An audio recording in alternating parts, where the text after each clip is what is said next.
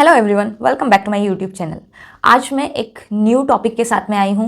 आज हम बात करेंगे गॉल ब्लैडर पॉलिप के बारे में। तो एक्चुअल में ये मेरी स्पेशलिटी से थोड़ा सा अलग टॉपिक है, but one of my subscriber ने रिक्वेस्ट की थी इस वीडियो के लिए, तो इसलिए बनाना तो था ही।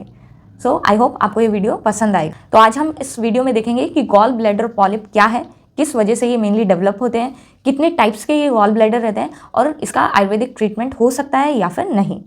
वीडियो को अगर पहली बार देख रहे हैं तो चैनल को सब्सक्राइब करना बिल्कुल भी ना भूलें। उसके साथ साथ में बेल आइकन जरूर प्रेस करें ताकि आपको अगली वीडियो का नोटिफिकेशन मिलता रहे। इस चैनल पर मैं मेनली बात करती हूँ रिप्रोडक्टिव हेल्थ के बारे में, PCOD condition, irregular periods, adenomyosis, endometriosis, pregnancy related issues, infertility, इन सब का आयुर्वेदिक ट्रीटमेंट क्या है और कौन कौन से आयुर्वेदिक प्रोसीजर हैं जो कि फीमेल रिप्रोडक्टिव हेल्थ के लिए यूजफुल है।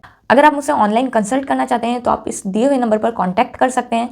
इस नंबर पर या तो आप कॉल करके अपना अपॉइंटमेंट बुक करा सकते हैं या फिर व्हाट्सएप करके भी अपना अपॉइंटमेंट बुक करा सकते हैं। और ये जो कंसल्टेशन है ये फ्री कंसल्टेशन बिल्कुल नहीं है, इसके लिए आपको एक मिनिमम फ़ी डिपॉजिट करनी रहती है। सो आप कॉल करेंगे तो आपको उसका डिटेल्स मिल जाएंगे। अगर आप मुझसे डायरेक्ट मिलना चाहते हैं तो आप हॉस्पिटल आकर विजिट कर सकते हैं। So let's start the video. Gall bladder polyp. तो एक्चुअल में पॉलिप क्या है? पॉलिप बहुत सारी जगह पर डेवलप हो सकते हैं। पॉलिप कुछ नहीं रहता है, एक ग्रोथ रहती है, बिनाइन ट्यूमर रहता है जो कि मैलिग्नेंट कंडीशन में कन्वर्ट होने के बहुत ही कम चांसेस रहते हैं। वो एक तरह का बिनाइन ट्यूमर रहता है, एक तरह की ग्रोथ होती है जो कि डेवलप होती है। पॉलिप और भी कई सारी जगह पर डेवलप होता है, जैसे कि यूट्रस के अंदर डेवलप हो सकता है, यूट्राइन पॉलिप उसको बोलते हैं। सर्विक्स के बाहर ग्रो कर सकता है जिसको सर्वाइकल पॉलिप बोलते हैं। पर आज हम यहाँ पे बात करेंगे गॉल ब्लैडर पॉलिप के बारे में। तो गॉल ब्लैडर की जो अंदर वाली लाइनिंग रहती है वहीं से ये ग्रोथ डेवलप होने लगती है और उसी को ही गॉल ब्लैडर पॉलिप कहा जाता है। 95% पॉलिप जो गॉल ब्लैडर में पाए जाते हैं वो बिनाइन रहते हैं, इट मीन्स उनका कैंसर में कन्वर्शन नहीं होता है। बट 5% ऐसे भी पॉलिप रहते हैं जिनमें मैलिग्नेंट कंडीशन देखने को मिलती है। अब हम बात करते हैं कि कौन कौन से टाइप्स के गॉल ब्लैडर रहते हैं। तो जैसे कि आप देख सकते हैं कि मेनली 5 टाइप्स के गॉल ब्लैडर पॉलिप्स रहते हैं। तो सबसे पहले हम बात करते हैं स्यूडो पॉलिप के बारे में। तो स्यूडो पॉलिप का मतलब क्या है? स्यूडो इट मीन्स कि एक्चुअल में वो पॉलिप नहीं है बट वो पॉलिप जैसे दिखाई देते हैं। इन पॉलिप को हम कोलेस्ट्रॉल पॉलिप भी बोलते हैं। और ये मेनली किस वजह से डेवलप होते हैं? तो जब यहाँ पे एक्स्ट्रा कोलेस्ट्रॉल डिपॉजिट होने लगता है तो उस वजह से ये ग्रोथ डेवलप होती है और इसको हम कोलेस्ट्रॉल पॉलिप बोलते हैं। सेकेंड जो पॉलिप है वो है inflammatory polyp. Inflammatory polyp it means gall bladder के अंदर जब इन्फ्लेमेशन की कंडीशन हो जाती है तो उससे भी कुछ ग्रोथ डेवलप हो सकती है, तो उनको इन्फ्लेमेटरी पॉलिप बोलते हैं। थर्ड एंड फोर्थ ये दोनों टाइप के जो गॉल ब्लैडर पॉलिप हैं ये एक्चुअल में पॉलिप हैं और ये बिनाइन ट्यूमर है। इट मीन्स ये मैलिग्नेंट कंडीशन में कन्वर्ट नहीं होते हैं, बिनाइन ट्यूमर हैं और ये मेनली जो गॉल ब्लैडर के अंदर वाली लाइनिंग रहती है उसके एबनॉर्मल ग्रोथ की वजह से ये डेवलप होते हैं। और last malignant polyp it means ऐसे पॉलिप जो कि कैंसर में कन्वर्ट हो चुके हैं। तो ये डिफरेंट टाइप्स के पॉलिप हैं जो कि गॉल ब्लैडर के अंदर देखने को मिलते हैं। अब हम बात करते हैं कि इन कंडीशन को डेवलप होने का कारण क्या है, किस वजह से पॉलिप डेवलप होते हैं। तो एक्चुअल कॉज इसका नहीं पता है कि किस वजह से ये पॉलिप डेवलप हो रहे हैं, बट एक तो एज के साथ इट मीन्स जिसकी ज़्यादा एज होगी उसमें ज़्यादा रिस्क रहेगा गॉल ब्लैडर पॉलिप होने का। सेकंड, जिसको भी गॉल ब्लैडर स्टोन है उनमें भी ये कंडीशन डेवलप होने के ज़्यादा चांसेस रहते हैं। नेक्स्ट हम बात करते हैं कि गॉल ब्लैडर पॉलिप में आपको सिम्टम्स क्या दिखाई देते हैं। तो इसमें मोस्ट ऑफ द टाइम ये कंडीशन एसिम्टोमेटिक रहती है। इट मीन्स आपको कोई भी सिम्टम्स नहीं प्रेजेंट रहते हैं। आप किसी और चीज़ के लिए अपना अल्ट्रासाउंड कराने गए हैं होल एब्डोमेन और उसमें आपको पता चला है कि आपके गॉल ब्लैडर के अंदर पॉलिप है, तो मोस्ट ऑफ टाइम ये कंडीशन जो है वो एसिम्टोमेटिक रहती है। कभी कभी जो इसमें सिम्टम प्रेजेंट रहते हैं वो है पेन का प्रेजेंट होना, तो आपको पेन की शिकायत बनी रहेगी।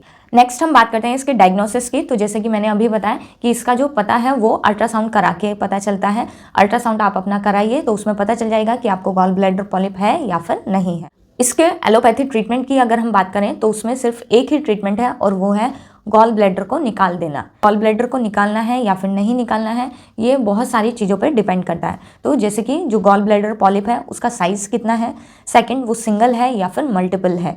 अगर उसका साइज़ 1 सेंटीमीटर से कम है तो उसमें सर्जरी को थोड़ा अवॉइड करते हैं, बट अगर उससे ज़्यादा है तो उसमें सर्जरी ही ऑप्शन रहता है। नेक्स्ट हम बात करते हैं इसके आयुर्वेदिक ट्रीटमेंट की कि क्या आयुर्वेद में इस कंडीशन को ठीक किया जा सकता है। तो यस, आयुर्वेद में with the help of Ayurvedic medicine इस कंडीशन को ट्रीट किया जा सकता है। तो कोई भी जो पॉलिप है, पॉलिप का जो डेवलपमेंट है वो मेनली वात और कफ दोष के बढ़े होने की वजह से होता है। तो वात और कफ दोष कहीं ना कहीं इम्बैलेंस है, जिस वजह से ये एबनॉर्मल ग्रोथ गॉल ब्लैडर के अंदर हो रही है। तो अगर आपके गॉल ब्लैडर पॉलिप का साइज 1 से 2 सेंटीमीटर के अंदर है तो आप मेडिसिन, आयुर्वेदिक मेडिसिन ले सकते हैं। बट अगर मल्टीपल पॉलिप्स प्रेजेंट है तो उन केसेस में बेटर है कि आप सर्जरी ऑप्ट करें। सर्जरी का जैसे ही सुनते हैं तो बहुत बार दिमाग में ये सवाल आता है कि क्या सर्जरी के बाद फिर पेशेंट नॉर्मल खाना खा सकता है या फिर नहीं खा सकता है। तो उसके लिए समझिए कि एक्चुअल में सबसे पहले कि गॉल ब्लैडर का फंक्शन क्या है, गॉल ब्लैडर काम क्या करता है। तो गॉल ब्लैडर जो है वो यहाँ पे बाइल स्टोर करके रखता है। तो लीवर से जो भी बाइल सिक्रीट हो रहा है वो यहाँ गॉल ब्लैडर में आके स्टोर होने लगता है। फिर जब भी हम कोई खाना खा रहे हैं तो फैट का डाइजेस्ट होने के लिए ये जो बाइल है ये यहाँ से स्मॉल इंटेस्टाइन में सिक्रीट होता है और उस फैट का ब्रेकडाउन इस बाइल की हेल्प से होता है। तो अगर इस गॉल ब्लैडर को रिमूव कर दिया जाए तो जो बाइल है, बाइल आएगा तो बट वो डायरेक्ट फिर लीवर से आएगा।